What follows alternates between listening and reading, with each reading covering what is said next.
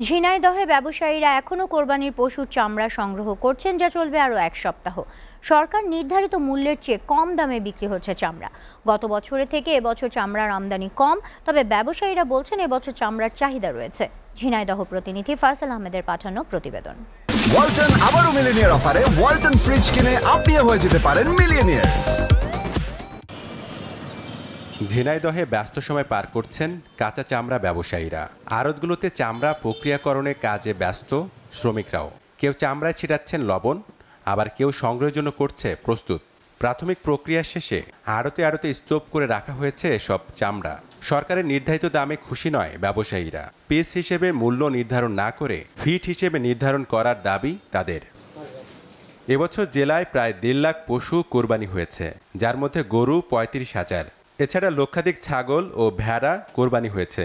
কোরবানি হওয়া এসব পশুর চামড়া ঈদের দিন থেকেই জেলা শহর সহ উপজেলা শহরের বিভিন্ন চামড়ার আড়তে যেতে শুরু করে।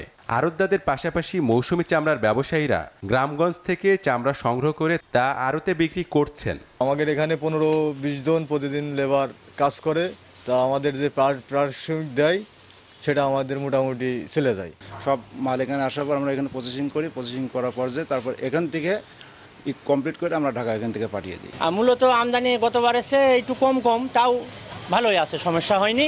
গ্রামগঞ্জে অপেশাদার চামড়ার শ্রমিক হওয়ায় বেশিরভাগ চামড়া নষ্ট হয়ে যায়, তাই চামড়ার দাম ফিট হিসেবে করার দাবি ব্যবসায়ীদের। সরকার রেটটা দিয়েছে, ধরেন যে আপনার 1 নম্বর 2 নম্বর উল্লেখ করেনি, ওনা আমাদের মফস্বল শহরে 1150 টাকা রেট দিয়েছে, কিন্তু উনি সাইজটা উল্লেখ করেনি এবং 1 নম্বর 2 নম্বর উল্লেখ করেনি। ওনাদের এটা উচিত ছিল যে স্কোয়ার ফিট হিসাবে, যে ষাঁড় গরু এত টাকা ফিট, গাবি গরু এত টাকা ফিট, তাইলে এটা আমাদের জন্য বেটার ছিল।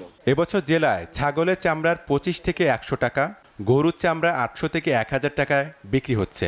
এতিমখানা, মাদ্রাসা ও লিল্লা বোর্ডিং থেকে চামড়া সংগ্রহ হয়েছে ছাগল 68,374 পিস, গরু ও মহিষ 25,362 পিস। SATV news desk.